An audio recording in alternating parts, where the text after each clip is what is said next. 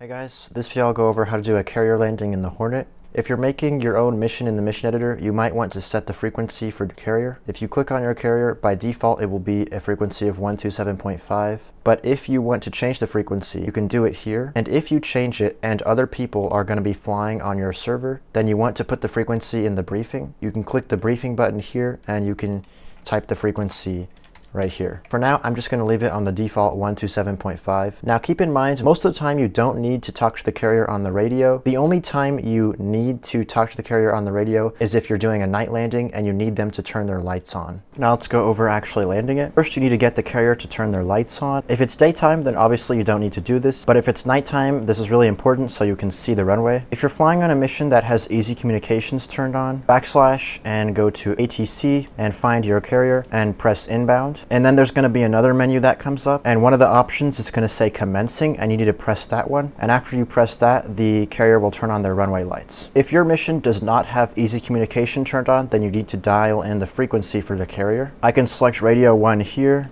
and then I'm going to use my mouse wheel to scroll over to M for manual frequency, and then I'm going to type in the frequency of the carrier.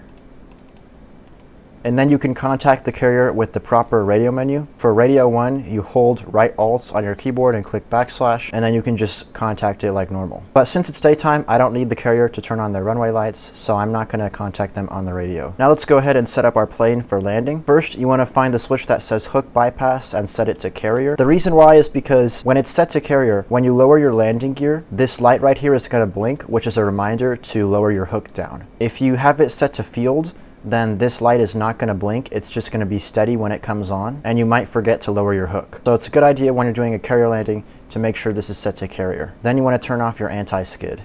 Then make sure you don't have any master modes selected. If you do, you can just deselect them like this. Next thing you got to do is lower your airspeed below 250 knots. Right now I'm at 290, so I need to slow down a little bit. Now that I'm at 250 knots, I'm going to go ahead and lower my hook and also my landing gear, and I'm going to put my flaps to full.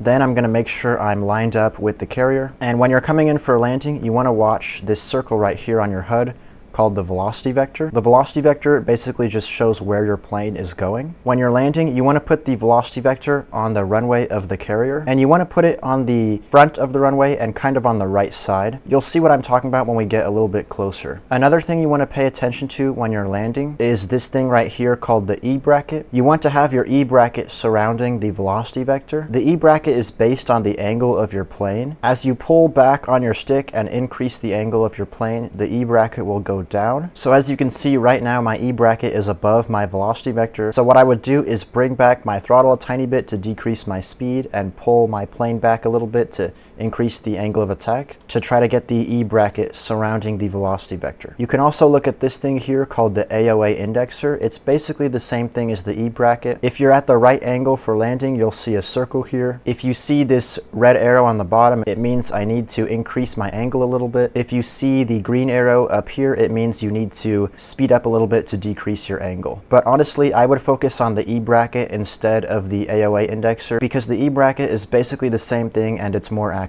Now that I'm closer to the carrier, you can see what I meant before when I said to put the velocity vector on this right edge of the runway. You can see the carrier kind of comes into an angle right here called the crotch, and you want the velocity vector around there when you're coming in for landing. Also, when you come in for landing, you might see this display come up here that says FLOLs. This shows what altitude you should be at. As you can see, the yellow circle is above the green line here, which means I'm a little bit too high. The FLOL display is also on the carrier itself, but it's kind of hard to see on a 2D screen, so that's why they put this display right here. So when you're coming in for landing, it's basically a game of making sure you're at the right angle of attack with the E bracket surrounding the velocity vector, and also making sure you're at the right altitude.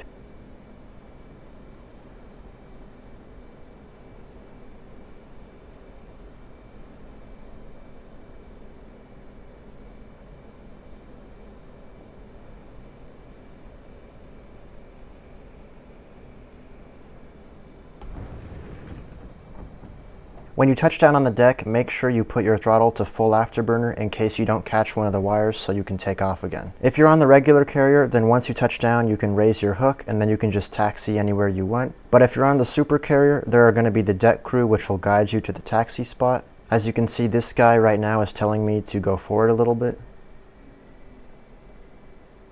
Now he's telling me to turn right. Now I need to fold my wings. And you're basically just going to do what the deck crew tell you to do, and they're going to taxi you to the back of the carrier, and then it's going to teleport you to a parking spot. That's how you land on a carrier in the Hornet. Thanks for checking out this video, and I'll see you later.